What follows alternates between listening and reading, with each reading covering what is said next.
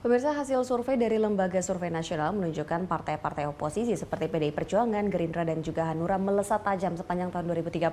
Sementara partai koalisi pemerintah melorot dan hanya Partai Golkar yang bisa bertahan di kelompok 5 besar. Nah, apa penyebab jebloknya elektabilitas partai koalisi? Kita akan membahasnya bersama dengan analisis survei dari Lembaga Survei Nasional, Dipa Pradipta. Selamat malam, Mas Dipa. Selamat malam, Mbak. Nah, Mas Dipa, ini kita tahu kan kalau ada gambar paling atas itu adalah PDI Perjuangan dari survei yang terakhir dikeluarkan oleh LSN seperti itu. Kemudian partai oposisi naik, partai koalisi melorot. Tapi apa gambaran besarnya? Ini kenapa? Ya, jadi begini ya. Jadi naiknya PDIP dan juga dua partai oposisi lainnya ini dipengaruhi 3 faktor. Faktor yang pertama adalah rendahnya kinerja pemerintahan SBY Jilid 2 ini yang hampir di semua bidang itu mendapatkan nilai merah dari masyarakat atau dari publik. Jadi hampir di semua bidang itu dinilai buruk atau tidak memuaskan oleh publik dan hanya di bidang pendidikan saja masyarakat puas. Kemudian yang kedua juga image Partai Demokrat sebagai partai korup itu semakin menguat. Ini terbukti dari temuan hasil survei kami. Jika di survei bulan Oktober kemarin, Demokrat itu dipersepsikan publik sebagai partai korup sebesar 50%. Di temuan survei kami kali ini, perolehan itu meningkat sebesar 70,1%. Jadi image Partai Demokrat sebagai partai korup semakin terpuruk. Dan yang terakhir adalah sentimen negatif dari masyarakat atau publik sendiri terhadap partai koalisi yang ada di pemerintahan itu sendiri. Mereka dianggap partai yang konservatif dan tidak pro rakyat. Ini yang menarik sebenarnya adalah karena ketika Partai Demokrat, misalnya pendukung Partai Demokrat itu ingin mengalihkan suaranya. Kenapa mereka tidak mengalihkan suaranya ke partai-partai yang anggota koalisi? Kenapa malah ke partai-partai oposisi? Ya karena dari temuan kami juga, kami kan menanyakan ya, parameter dari penelitian kami ini tidak hanya kami menanyakan seputar elektabilitas saja gitu. Kami juga tanyakan misalnya contoh, dari sejumlah partai pemilu nanti partai mana yang lebih mementingkan kepentingan rakyat kecil atau wong cilik.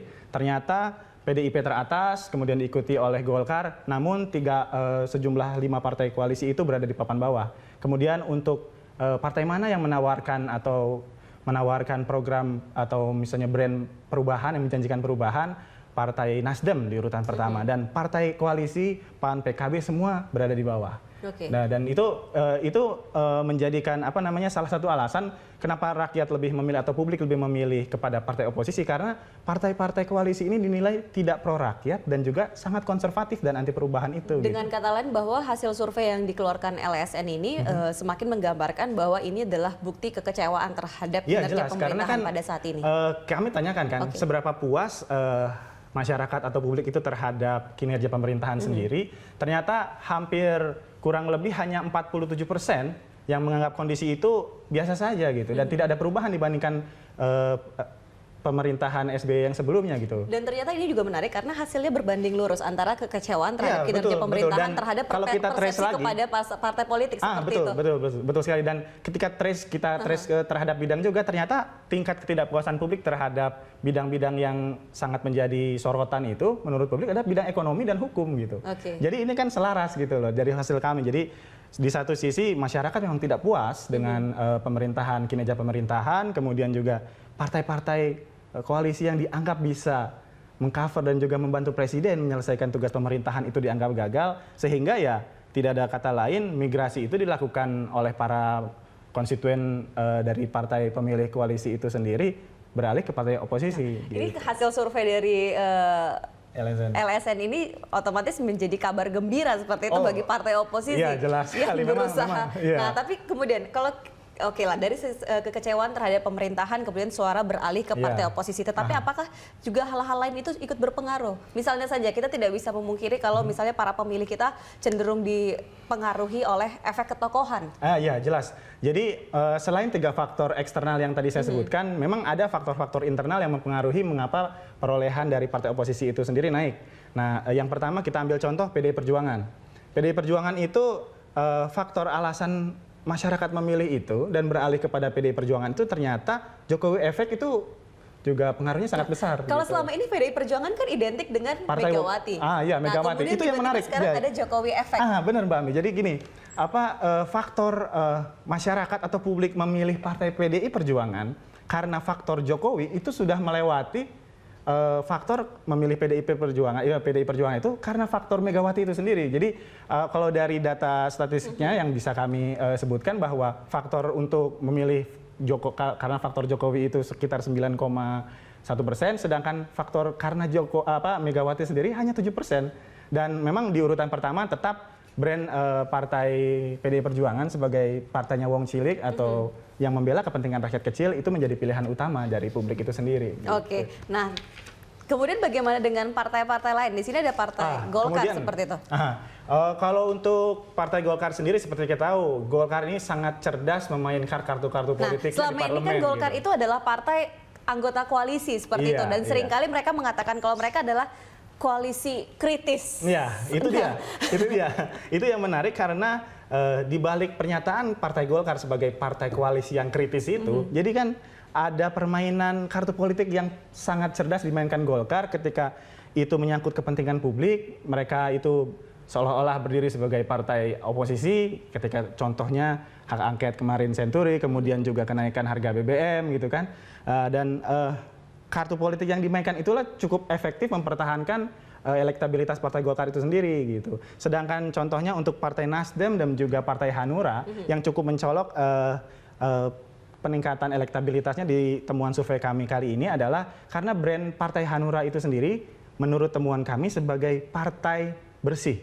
Jadi ketika kami tanyakan kepada responden, apa partai bersih itu karena di Golong belum ada kader Partai Hanura yang iya betul, karena kan kami tanyakan secara lebih lanjut gitu. Menurut Anda partai politik yang mana yang kadernya jarang terlibat korupsi? Tahan dulu Mas Dita, sebentar kita akan lanjutkan lagi di segmen berikutnya, dan pemirsa kami akan segera kembali sesaat lagi.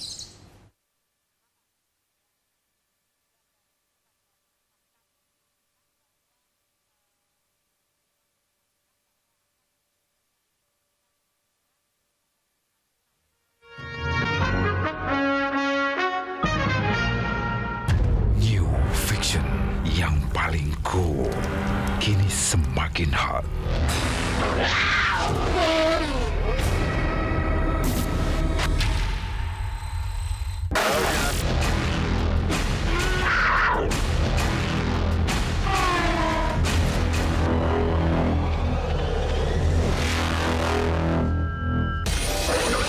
New Fiction, yang lain gak bisa ngikutin. Ayo kita cari harta karunnya. Lihat kacang almond, ke sana. Saus karamelnya. Stroberinya, yummy. Itu dia harta karunnya. Yeay! Temukan 3 rasa baru Wall Selection. Strawberry cheesecake, choco almond fudge, dan caramel fudge brownie. Wall Selection, jadikan weekend lebih istimewa. Money Report, inspirasi dan referensi bisnis dan keuangan.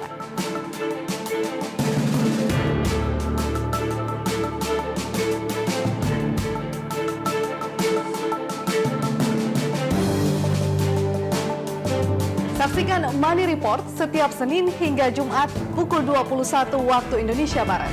Hanya di Berita 1.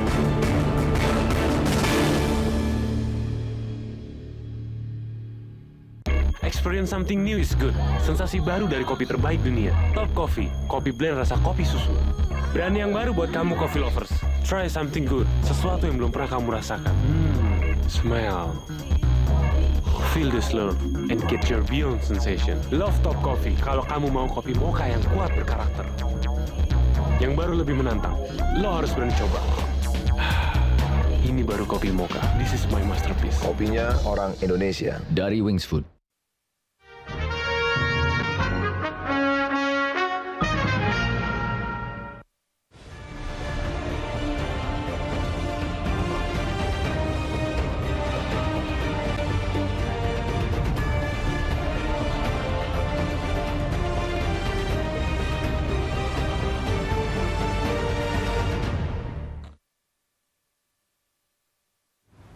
Ya baik pemirsa, kita lanjutkan kembali perbincangan kita mengenai hasil survei dari LSN yang mengatakan bahwa oposisi ini melejit sedangkan koalisi melorot perolehan suara. Kalau tadi kan kita sudah sempat bahas tentang partai bersih seperti itu. Hanura yang menempati posisi teratas ini 13,5%.